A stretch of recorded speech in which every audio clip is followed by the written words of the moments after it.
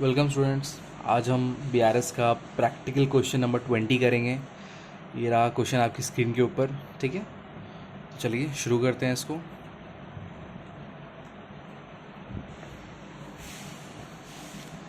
ये particular question यहाँ पे ये है 30 जून का 2020 का है ये क्वेश्चन।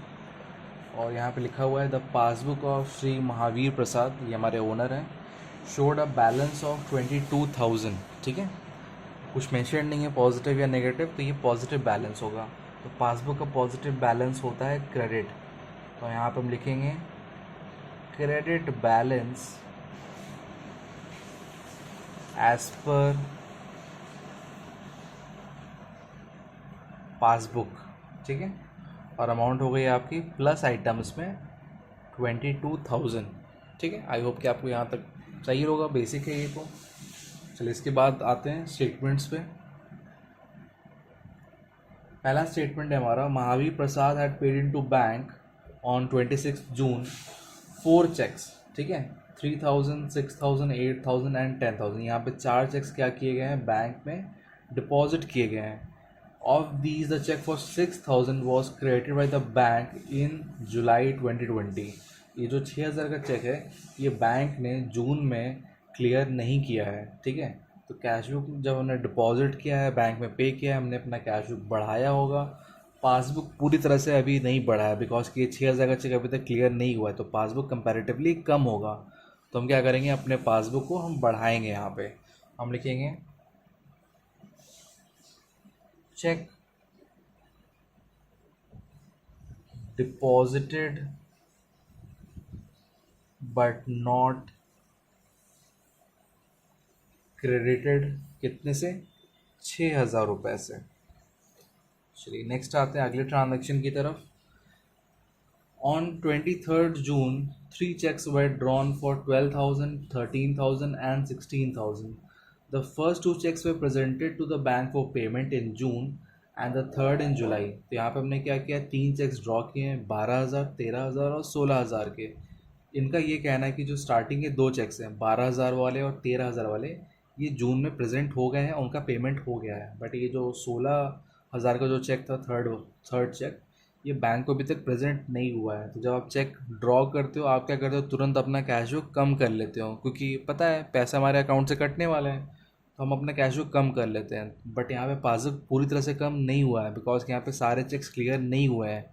तो कंपैरेटिवली पासबुक अभी भी आपका ज़्यादा होगा और कैश बुक हमारी कम होगी। तो हम क्या करेंगे, मैच करने के लिए पासबुक को भी कम कर लेंगे। हम यहाँ पे लिखेंगे चेक इशूड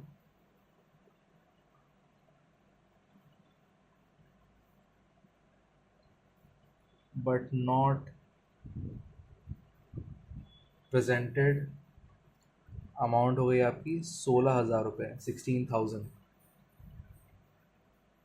चलिए नेक्स्ट आते हैं, तीसरा ट्रांजैक्शन है हमारा, cheques amounting to 3,600 were deposited in the bank but no entry was pass in the cash book. हमने क्या किया, चेक्स डिपॉजिट किए हैं बैंक में 3,600 रुपये के। ठीक है, यहाँ पे ऐसा कुछ मेंशन नहीं है कि क्लियर हुआ है नहीं क्लियर हुआ, तो इसका मतलब है कि चेक क्लियर हो गया है। ठीक है, तो जैसे ही आपने डिपॉजिट किया आपका पासबुक 3,600 रुपये से बढ़ गया है। ठीक है, बट कैश बुक में ये कह रहे हैं इसकी कोई एंट्री पास हुई ही नहीं है, तो कैश बुक अभी भी कम होगा आपका, और पासबुक बढ़ी हुई है। तो हमें क्या करना चाहिए, हमें अपनी पासबुक को कम करना चाहिए।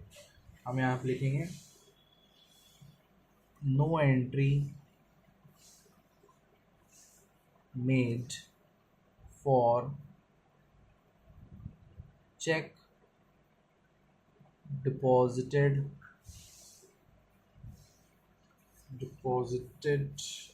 इन द बैंक।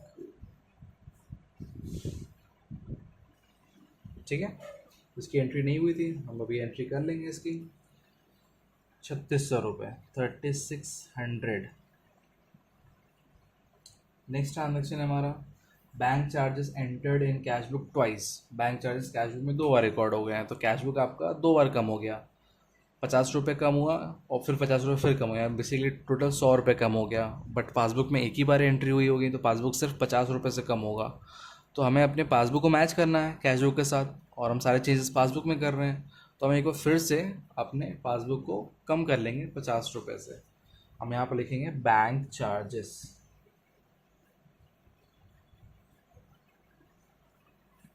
50 रुपीज़। ठीक है, सिर्फ आपको ये ध्यान देना है कि हम किस बुक के में चेंजेस कर रहे हैं। जैसे यहाँ पे हमने लिखा है स्टेटमेंट में पासबुक, तो हम सारे चेंजेस पासबुक में कर रहे हैं। हमारा बेस क्या होगा, कैश बुक हमारा बेस होगा।